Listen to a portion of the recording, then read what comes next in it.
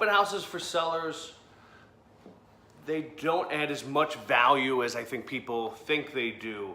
But one great thing that they do is if your house is trending very strongly and you have an open house, and even you have a short window of time in that open house, let's say instead of having a 2-hour or 2.5-hour open house, you have a 1-hour open house, and all those people that want to come and see it will probably cram within that hour, bump into each other, kind of realize that this is a house that they love, but also that they can lose. So people are going to come with offers that are more appropriate to the situation, so that there's a lot less back and forth. There's a lot less going back to 2 or 3 people at the same time and saying, we need you to come up to where the market reality is for this house.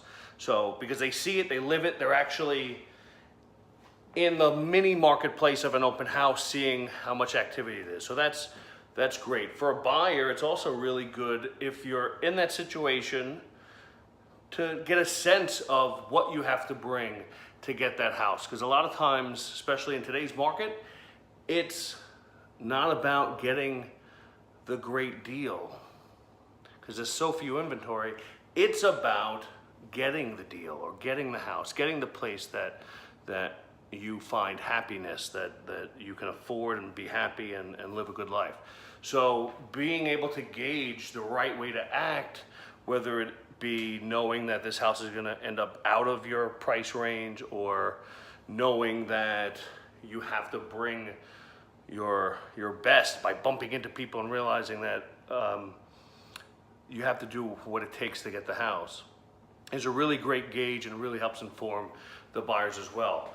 For the slower houses, the houses that are not going as fast as everyone would hope, which does happen even in a hot market. Sometimes it just doesn't fit the world as is, either the makeup of the house or the price and the market speaking.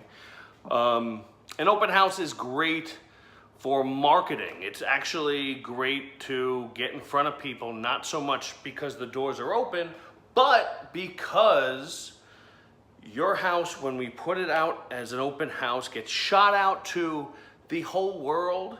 And anyone who's saving, and I'm talking about the internet, anyone who's saving your house, like this house that I'm in around Ronkonkoma that's about to start an open house, anyone who saves the house will get a push notification on their phone, sometimes by multiple websites, saying, hey, house is for sale, open house Saturday at 1 to 2.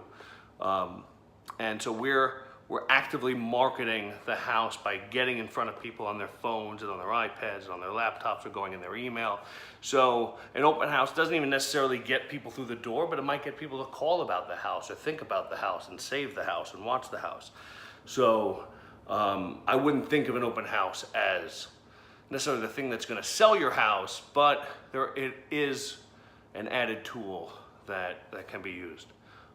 One of the things, sometimes I run what I call it, because I can't think of a better name. I'm going to think of a better name, but until then, I'm calling it the fake open house.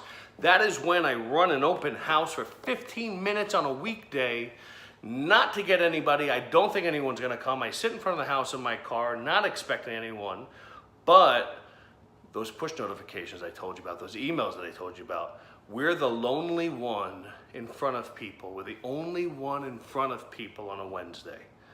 And that can add a lot of value, and I noticed that showings go up and visits go up. So I often use that tool as almost like life support for the listing if it's starting to sag a little bit, to try to jolt some life into it before having to have sometimes a tough conversation about the price or something else. So that's open houses. Call me for questions. Bye-bye.